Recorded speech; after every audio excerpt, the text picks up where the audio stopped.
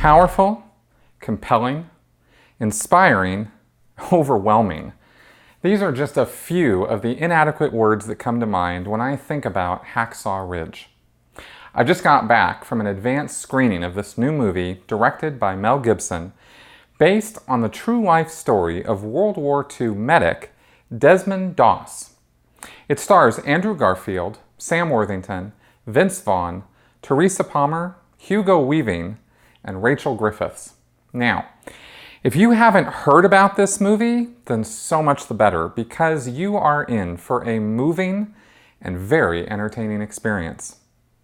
Desmond Doss was a real person who signed up for the Army in the rush of most every young man enlisting after the bombing of Pearl Harbor at the end of 1941.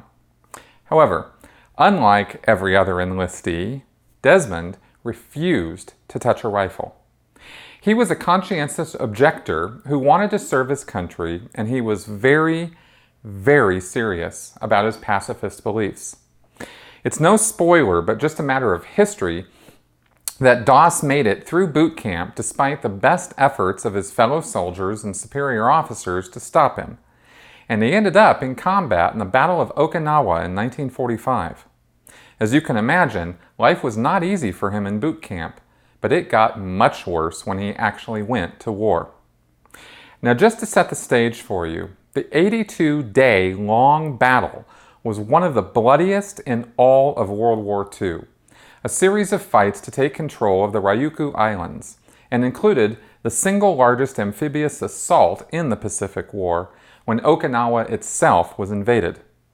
There were an estimated loss of somewhere between 82,000 and 110,000 people when you add up all the dead, including 14,000 Allied soldiers and a shocking 77,000 Japanese soldiers.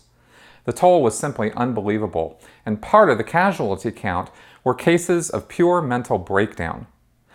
According to the account of the battle presented in Marine Corps Gazette, quote, "More mental health issues arose from the Battle of Okinawa than any other battle in the Pacific during World War II.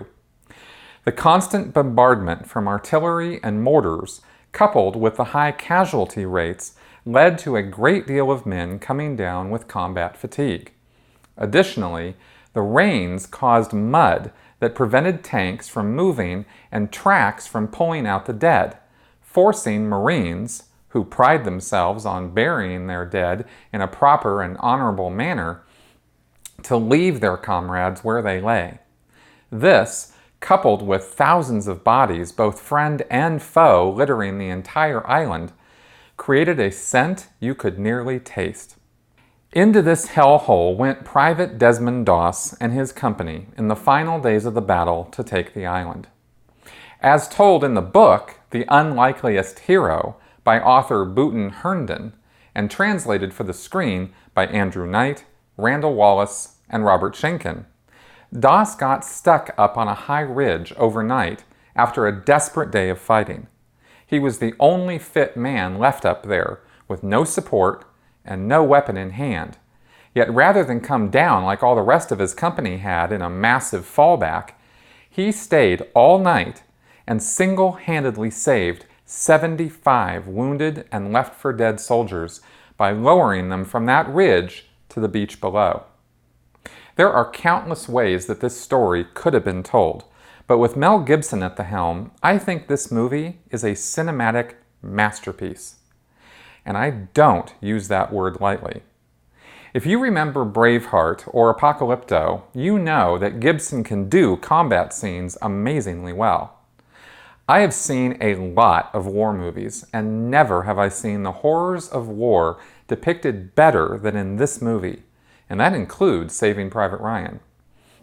The violence is relentless, and you feel for every one of these poor men fighting to take a piece of real estate from the Japanese, who were so desperate at this point in the war that they were starting to enlist teenage boys and girls in the front lines, as well as liberally using kamikaze techniques.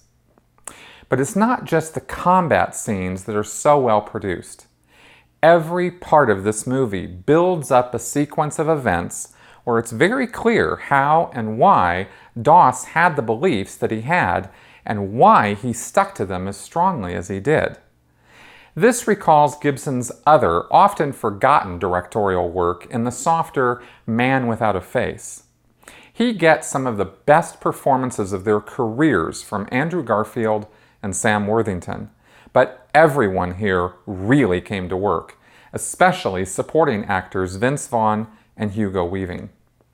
I honestly didn't think that Worthington was up to this level of performance, but I was wrong. One of the genius moves with Gibson as a director is his ability to show a scene with little to no dialogue and yet have the characters communicate what would be paragraphs of text and emotion in lesser films. No one was wasted in this movie, and no one showed up to set just to collect a paycheck. This is solid work all around, with some very long takes and truly breathtaking cinematography. Finally, I need to comment on the real-life Desmond Doss, who is the real center of this movie. Andrew Garfield said that Doss, who died in 2006, was, quote, a wonderful symbol of embodying the idea of live and let live, no matter what your ideology is, no matter what your value system is, just to allow other people to be who they are and allow yourself to be who you are, quote. Hero doesn't even begin to describe Desmond Doss, a man of simple grace and intense belief who never ever backed down from what he believed was right, and who in the end won a Congressional Medal of Honor for bravery without ever even holding a weapon. This movie uses an intense level of violence to tell a story about the power of belief and pacifism, about going against the grain and defying what almost every single person in your life is telling you to do.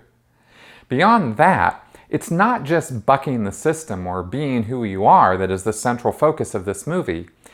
It's that there is no greater power than the power of belief and what we can do because of it. We all know how belief, especially religious belief, can bring out the very worst in people. I've talked extensively about that on my very channel here. Yet do we really look often enough at how it can also bring out the very best in us? I don't think we do.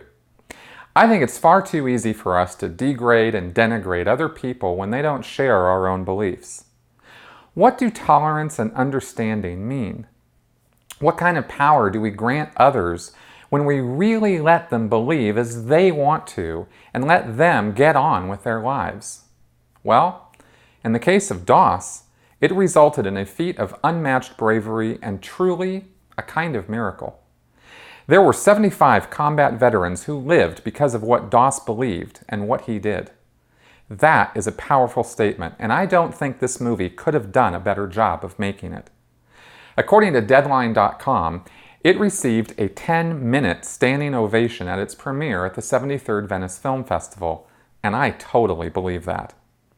This movie gets an unequivocal rating of sheer awesomeness from me. I cannot recommend more highly that you see this movie and see it on the big screen where it deserves to be seen. I can almost guarantee you won't regret it, but you let me know in the comments what you think. I'd love to hear from you and know what you get from this. Thank you for watching.